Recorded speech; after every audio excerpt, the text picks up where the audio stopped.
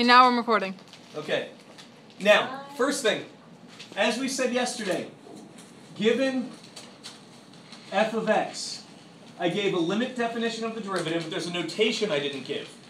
A derivative, f prime of x, prime, little apostrophe up there. I thought you said crime. Yeah. F prime of x. is formally defined as the limit as h approaches 0 of f of x plus h minus f of x divided by h. And h is just a stand-in for, it's delta x.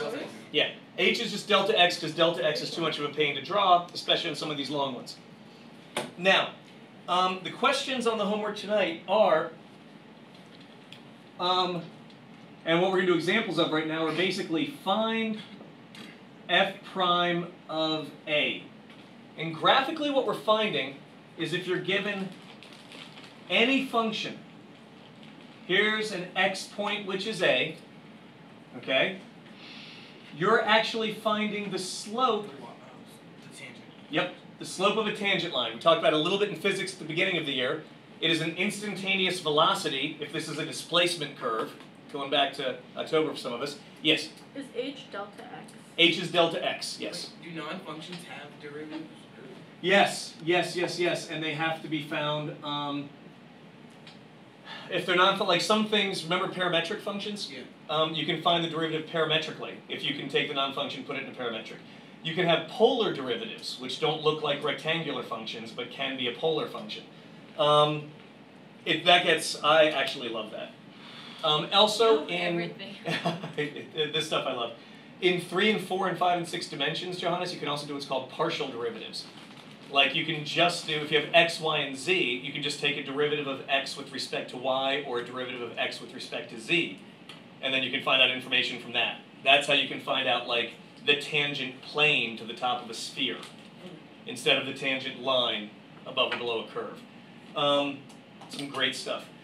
So we're finding f prime of a. Right now I'm making you guys doing it the long way. I've told you there is a shortcut, and I'll give you the shortcut very briefly Monday. But we're going to do it the long way first because, as I also mentioned, you always have to go back to this at various times in math and engineering, it turns out. So the first one, I'm going to make a point. Heat transfer, yep. Okay, so next example, first example. F of x equals negative 3x plus 7 at x equals 1. Okay, now, here's the first hint. We didn't talk about this much in a point yesterday. Sort of like with limits, you cannot plug in the value for x until after you have found the final derivative, until after you've gone through that long process we did yesterday. Okay? Can't do it. If you plug in the x value too soon, it's like letting the limit be reached too soon. It doesn't work. If f of x is 3x plus 7, then f of x plus h is negative 3x plus h plus 7.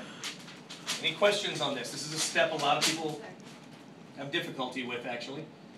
Plugging in just whatever's here is plugged in for the x. Okay?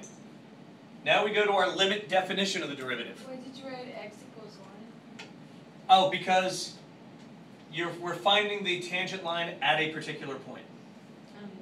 And that point is 1. Yeah, so we're going to find it, just like yesterday, remember with the punch, we were only interested in that point at 4.1 seconds. Yeah. So this is now we're interested in 1. Why do we care about the slope as opposed to like the point? We used to be caring about like what's happening to y as x, but now we're talking about the slope predicts what y is doing at that moment and what it's likely to do next.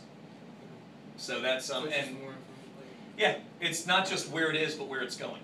At that moment. And if it stopped at that moment, actually a simple answer is if that were the path of an object and you try to reach out your hand and catch it, the derivative would tell you exactly with what velocity it would hit your hand at that moment. Therefore, what force? And then if you know its mass, you can find the force. But you know, for all of high school calculus, you only talk about one thing changing at a time. So you would just talk about changes in direction being velocity, changes in velocity being acceleration. When you introduce mass, it gets complicated. Like if you launch a rocket, it's burning fuel, it's losing mass as it's changed. So the mass is changing as well. That gets fun. As well as your velocity. Rocket, yeah, sorry, I'm going a little too quick. Let's just find out the slope of a tangent line here, though. Okay, so f prime of x, the derivative of f of x equals f of x plus h. That's negative 3x plus h. That's a limit of. Thank you. Good Lord. Thank you, thank you, thank you. That's a big mistake.